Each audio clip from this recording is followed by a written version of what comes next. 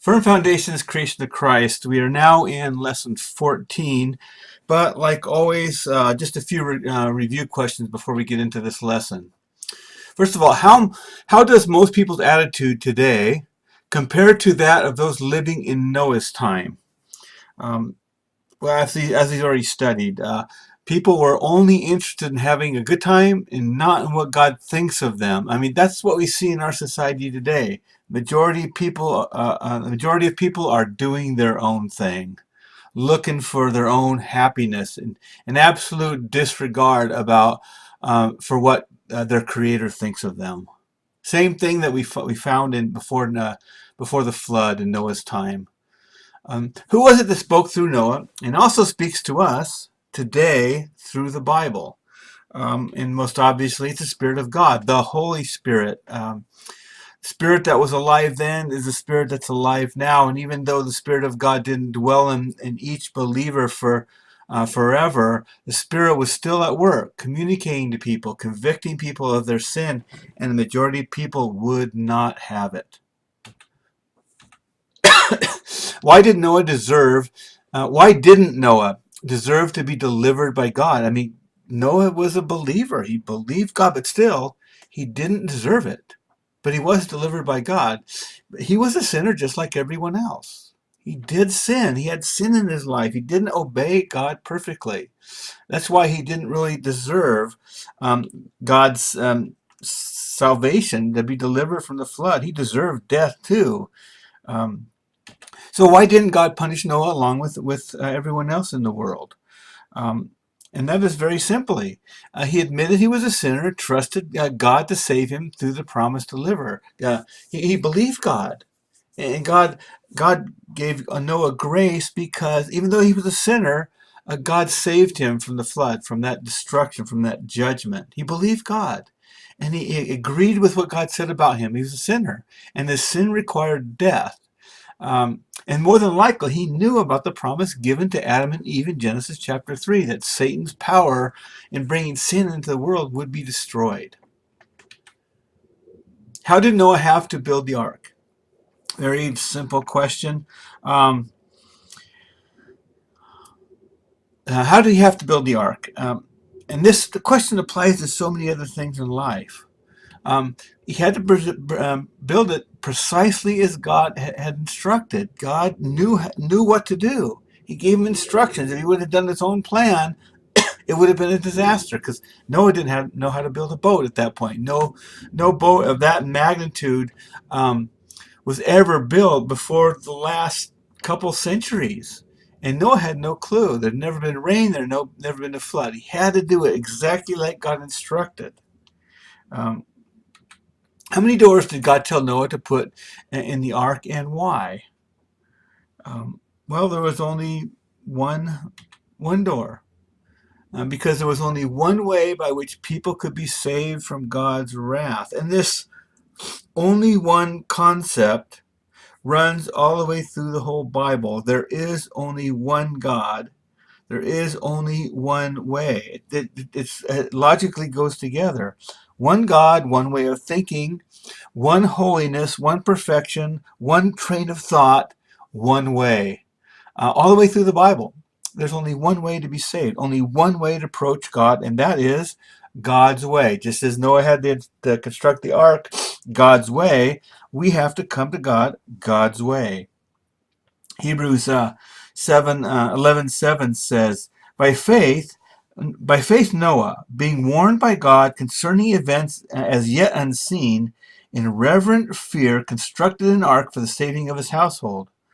By this he condemned the world and became an heir of the righteousness that comes by faith. The most key thing that we understand in the life of Noah, life of many people throughout the Bible, is what God asks of us is to believe him, to take him at his word and count it important, to believe him. What he says is right. So let's get into this lesson. God remembered Noah. In the previous lesson, we left Noah in the ark. But this lesson, God remembered Noah and all those in the ark, and God scattered the rebels at the Tower of Babel. Let's look at what happened in that point of history. We get into this lesson 14. And we need to recognize God is fully aware of our attitude toward Him. God fully knew every single individual before the flood and how they were turned away from Him. They rejected His authority and they made themselves their own masters, idolizing themselves in reality, to the point of pursuing whatever fed their own ego, their own desire, their own happiness separated from God. Um, God's tolerance of such arrogant attitude will always one day come to an end in every single individual. It has to, because God is the only one who gets to decree how things should be, how our life should be. So, in this point in history, God remembered Noah and all those in the ark in Genesis 8, 1 through 4. It says, "But God remembered Noah and all the beasts and all the livestock that were with him in the ark. And God made a wind blow over the earth, and the waters subsided. The fountains of the deep and the windows of heaven were closed. The rain from heavens was restrained, and the waters receded from the earth continually. At the end of 150 days, the waters had abated. And in the 7th month, on the 17th day of the month, the ark came to rest on the mountains of Ararat."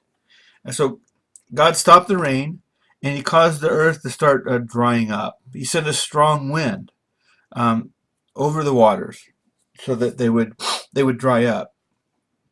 And what does this tell us about God? And that little tiny thing where it says God caused wind to blow and waters to recede. It tells us that He's in control of all of this creation. He can do whatever he wishes. The rain and the wind, they obey Him. He's the one who created them. In Psalm 147, verse 18, it says, He causes his wind to blow and the waters to flow. He's in control of all those little details, and He can move them wherever He wishes and however He wishes. But God kept Noah and his family safe in the ark. In Genesis 8, 14 and 19, it says, "In the 2nd month, on the 27th day of the month, the earth had dried out. And God said to Noah, Go out from the ark, you and your wife and your sons wives with you. Bring out with you every living thing that is with you of all flesh, birds and animals, and every creeping thing that creeps on the earth, that they may swarm on the earth and be fruitful and multiply on the earth."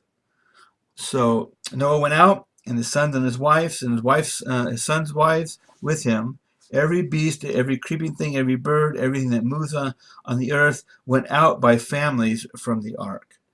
So God stopped the flood, remembered Noah and his family, kept them safe, not because Noah deserved it, but because God was gracious. And Noah believed God. And God, because of that belief, gave him grace and saved him. Now, the ark landed on the mountains of Ararat, the Bible says, in Genesis chapter 8. And Ararat is up there in Turkey, what's modern-day Turkey, and up to the upper part of our map there. We don't really know the exact location of where the ark landed, but it's interesting that there's still something there in the mountains that hasn't absolutely been proven as to what it is exactly, but appears to be a boat on the top of these tall mountains. How did it get there? All kinds of people have tried to examine it and then declare what it is, but it's in a difficult place to get to. But it's in mountains. It's not near an ocean. It's in the mountains. And is it really Noah's Ark? I'm not really sure, but how else did it get there? Interesting. So in this whole scenario, God does what He says. He brought a flood over the whole earth. And it's interesting to note that pretty much every culture, every people in the world, every tribe, they have a flood story. They have some kind of a story of a massive flood. And these stories have been passed on by word of mouth from generation to generation. And oftentimes the accounts are all different from each other because they're passed down by word of mouth, and they change over time. People can't remember details, or they pass it on incorrectly. But we have something recorded, written down in the Bible, that we can say that for thousands of years it hasn't changed. We can examine old manuscripts. It's the same account. Um, and the reason that we can trust this, and really the only reason that we even should trust this, is there was an eyewitness account of the event, and that was God himself. Arranged the whole event and gave us a written account that within writing it doesn't change. It can be preserved and communicated to other people just like it originally happened. Um, he wanted it to be written down. He had men write it down for that specific reason, so that it would not be twisted or forgotten. By word of mouth, it's not reliable, passed on from generation to generation, but writing passed on from generation to generation is. And the only way we could have an account of what really happened is to get it from an eyewitness. And all these things that we studied so far, God is the only eyewitness, but God wants us to understand what he did. He wants us to understand about himself. Um, and Many Christian scientists believe that the worldwide flood in the time of Noah is a true scientific explanation for vast number of fossil remains in places where there's no water, and the explanation for extinct dinosaurs. And also that the flood accounts for many geological formations that were once thought to be the evolutionary process. But really, a worldwide catastrophic event explains the things that we find in geology as we study rock levels and things that happen. The flood explains that. Continuing on with our history, God gave commands to Noah and set a rainbow as a sign in Genesis 8:20-22. It says, Then Noah built an altar to the Lord and took some of every clean animal and some of every clean bird and offered it as a burnt offering on the altar. Remember when Adam was told to take animals, 2 of every kind of animals, but of the clean animals, he was supposed to take 7 of every clean animal, male and female. And this is why right here, that he would have something to offer to the Lord in sacrifice, because God required a specifics for the sacrifice he was to offer in recognition of the fact that his sin deserved death. So in Genesis 8:21, we continue. And when the Lord smelled the pleasant aroma of the offering, the Lord said in his heart, Lord said in his heart, I will never again curse the ground because of man. For the intention of man's heart is evil from his youth. Neither will I ever again strike down every living creature as I have done. While the earth remains, seed time and harvest, cold and heat, summer and winter, day and night shall not cease. God's giving a promise to Noah and to all of mankind, really, that he will not bring a flood again over the earth. But here we find that God accepted Noah's offering, and then he gave a promise. God accepted his offering because of faith. Noah brought the offering because he believed God. He came to God God's way, and God accepted it.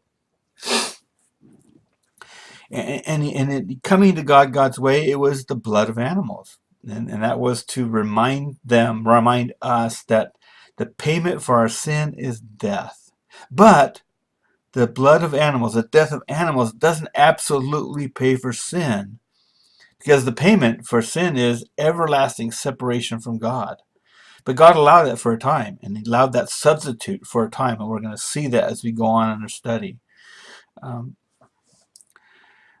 But God would accept Noah because he came to him his way, just as God has instructed him, and he trusted him. And he trusted God to take care of this problem. And the notes in this lesson say that he trusted him to send the deliverer, this one that was mentioned, that would overcome the power of Satan in the human race. In Genesis 9, 1-7, it says, And God blessed Noah and his sons and said to them, Be fruitful and multiply and fill the earth. Remember where you've heard that before? With Adam and Eve. The fear of you and the dread of you shall be upon every beast of the earth, and upon every bird of the heavens, upon everything that creeps on the ground, and all the fish of the sea. Into your hand they are delivered. Every moving thing that lives shall be food for you, as I gave you the green plants, I give you everything. There's an interesting verse there. Up to this point, um, but oh, up to this point, um, we have God giving them all things for food. Before sin, it was only plants. But sin came in, death came in, and God has now given all food for people, all animals, all flesh of animals for people to eat. Then he says in 9:4, but you shall not eat flesh with its life, that is its blood. And for you, lifeblood, I will require a reckoning. From every beast I will require it, and from man. From his fellow man I will require a reckoning for the life of a man. Whoever sheds the blood of man shall, by man shall his blood be shed, for God made man in his own image. Commands and promises. And God declaring the importance of human life above animal life. Gave animals for food for man, but man is not to kill another man. And 9:7 says, and you be fruitful and multiply, teem on the earth and multiply in it. Really interesting comments and commands and promises that God is giving in these passages.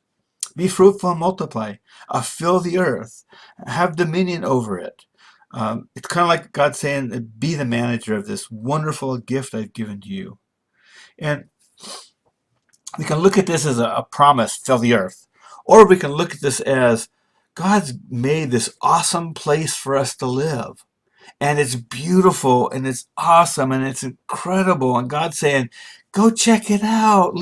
See the whole thing. It's awesome. And we can look on the internet today or on Google Maps or Google Earth and find out that that's absolutely the truth. This planet is beautiful and it's awesome and it's cool. I wish I could spend all my time traveling the earth, just visiting all the awesome places on the earth.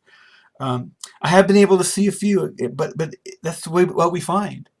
God's given us something awesome, a really awesome place to live. And then in Genesis chapter 9 it continues. 8-17 says, and then God said to Noah and his sons with him, behold, I established my covenant with you, an agreement, a covenant, with you and your offspring after you, and every living creature that is with you, the birds, the livestock, every beast of the earth with you, as many as came out of the ark, for it is every beast of the earth. I will establish my covenant with you, that never again shall all flesh be cut off by waters of the flood. Never again shall there be a flood to destroy the earth. And God said, this is the sign of the covenant that I make between you and me, and you and every living creature that is with you for all future generations. I have set my bow in the clouds, and it shall be a sign of the covenant between me and the earth. In 9:14 it says, when I bring clouds over the earth, and a bow is seen in the clouds, I will remember my covenant as between you and me and every living creature of all flesh. And the water shall never again become a flood to destroy all flesh. And interesting, that little phrase in 9:14, when I bring clouds over the earth and the bow is seen. That's something that never happened before. There was no clouds before. There was a covering of water over the earth. But there were no clouds, because clouds are the things that produce rain, but now there's going to be. And when the rain comes, when the water comes out of the sky, there's rainbows. And that's God promising the clouds won't rain so much that it's going to flood the earth. That's my promise to you. And when we see a rainbow, it needs to remind us God is faithful. God is patient. God endures the evil for a time on the earth and calls us to himself. The rainbow, a covenant, a promise to all generations. Noah's sons were the ancestors of the human race. In Genesis 9:18 and 19, the sons of Noah who went forth from the ark were Shem, Ham, and Japheth. And these three were the sons of Noah. And from these people And from these, the people of the whole earth were dispersed. Everybody, our ancestors, whoever you are, came from Noah and his three sons. And God's going to continue on in history, and he's going to bless people on the earth. And he's going to call people to himself. And so we go through the timeline, and we find the creation. Adam and Eve are created, and the population grew and became evil, and God destroyed actually probably millions of people on the earth, because the majority of people all turned away from their God, and they had no excuse. No excuse to not follow their God. Um, so we get to Genesis chapter 10, and we find a table of nations. Um, and people grew in population, and they became many peoples on the earth, um, hundreds of thousands, and maybe just a few generations through these four men, Noah and his three sons, and the population grew. In Genesis 11, 1 through 4, it says, "Now the whole earth had one language and the same words." Back then, one language. Everyone can talk to anyone else. And as people migrated from the east and found a plain in the land of Shinar and settled there, and they said to one another, "Come, let us make bricks and burn them thoroughly." And they had brick for stone and bitumen for mortar. And that those are a couple little phrases there talking about brick and burning, and bitumen for mortar. That bitumen is kind of a tarry substance. It speaks of, we're going to build something that lasts. We're going to make a name for ourselves. And 11:4 says, "And they said, 'Come, let us build for ourselves a city and a tower with its top in the heavens, and let us make a name for ourselves, lest we be dispersed over the face of the whole earth." Um, and what's going on there is people are actually doing their thing, building the city, building a tower, rebelling against God. They would not listen to what God said. They wanted to make a name for themselves, lest we actually do what God told us to do, be dispersed over the whole face of the earth, which really is an awesome thing. And they totally messed it up, making a name for themselves. That's what the majority of the descendants of Shem, Ham, and Japheth did. Fortunately, we're going to find that not everybody was like that, but the majority of them were. And let's think about this for a second. What did these people know? What did they know about God through creation around them? That he's powerful, that there is a creator, and they had an account of previous things that had happened. They heard stories from other people about what God did, judging the world by a terrible flood. They knew that God punishes sin. They had no excuse. What did they know about God? Whenever they saw a rainbow, that he's faithful. Never again would he do what he previously had done, destroying the earth by a flood. How do they know about God's promises to send and deliver? Their ancestors passed on information that they'd received from Adam and Eve and on, because that's what people do. They pass on information from generation to generation. And the majority of these people, again, turned away from God and wanted to make a name for themselves. They weren't believing God. They refused to give God his place and give him the honor he deserves. They weren't thankful for all the great things God had given them. And many times we aren't thankful for things that God gives us. He gives us life, health, sunshine, rain, food. God gives us opportunity and the strength to follow through with opportunities. All that's from God. They, like many people in our society, follow a pattern of moral decline, deliberately turning away from what they know to be true about God, and their minds became more and more evil and foolish. And we find in studies, and we find even today, many cultures, they did back then, we can find that in study, that people make images of other people or animals or birds or reptiles, and they worship them. They assign attributes of God, power of God to things in creation. We lived in a culture in South America that claimed that people were created on the back of a snake at their river sites, exchanging the power and acts of God for things in creation. The anaconda is now responsible for the human being. Those are the lies that build up over the years when people turn away from God, and they have no excuse. They didn't have no excuse back then, and neither do we. Um, Romans, I'm not going to read this, but Romans chapter 1, 18 to 25 explains this human condition of turning away from God. And all these things are things that are directed by God's enemy, by Satan and his followers and his demons. They all want people to turn away from God. They're okay with faith and religion as long as it's not directed to the actual true God of creation. He'll direct them to worship false gods, such as the sun, moon, stars, birds, animals, all kinds of created things. And that happens even today. People assign power to the sun and the moon, the things that God himself created, instead of focusing on God. Um, and even though we don't have idols like the sun, moon, and stars, or birds and animals, Satan is clever to get us distracted by all kinds of other things. The horoscope, sports, the pursuit of obtaining more and more material things, money, position. All those things usurp God's rightful place. And Satan's okay with religion. He is, as long as it's not directed to the true, living, the creator God.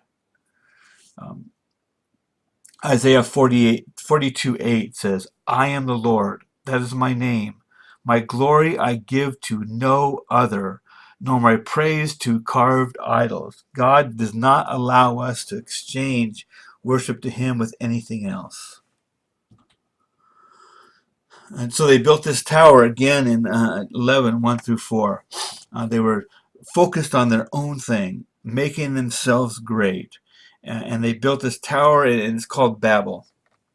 And it's actually in the modern Iraq. The Bible calls it the city of Babylon later on, located in modern day Iraq.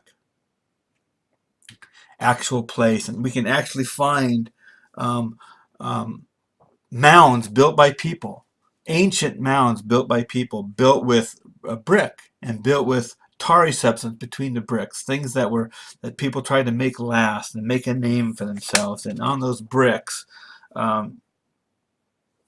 we find in this area of the world here, Babylonia, Babylon. We find evidence of that's exactly what happened. And we even find bricks that were inscribed with a Babylonian god, one of their gods called Marduk. Another name for Baal, which we find later on in the Bible, false gods that people worshiped and set up monuments to. And they used these mounds that they built as places of worship instead of worshiping the true God. These things were called ziggurats, mounds built up by people. They're not natural things in nature. They were man-made, and they were centers of worship, and people built them to exchange their focus of their life to the things that were created. And they refused to fill the earth and multiply. In Genesis 1:28, remember what we've already studied? 1:28 says, and God blessed them, and God said to them, be fruitful and multiply, and fill the earth and subdue it. Have dominion over the fish of the sea, and over the birds of the heavens, and over everything that lives, that moves on the earth. God gave this planet to us to manage and to enjoy, and it is enjoyable. There's so many awesome places on this planet, but they refused, and that command was given again to Noah. And they should have known that. They had no excuse, and they refused. In Genesis 9:1, it says, and God blessed Noah and his sons, and said to them, be fruitful and multiply and fill the earth. That promise was given multiple times before this generation at Babel had arisen. In 11:4 again, it said, "They come, let us build ourselves a city and tower with a top in the heavens." Oh, what a um, overblown estimation they had of themselves. "Let us make a name for ourselves, lest we be dispersed over the face of the whole earth." Let us make a name for ourselves, lest we actually do what God wants us to do. That's what they're really saying. So they tried to congregate and build something great. And then in 11:5 in Genesis, it says, "And the Lord came down to see the city and the tower which the children of man had built." And I see that verse and I have to laugh. So imagine this. These people are building this great thing, this tower that reaches up into the sky. It's massive, it's big, and it's awesome, according to the people that were doing it. Um, a city and a tower.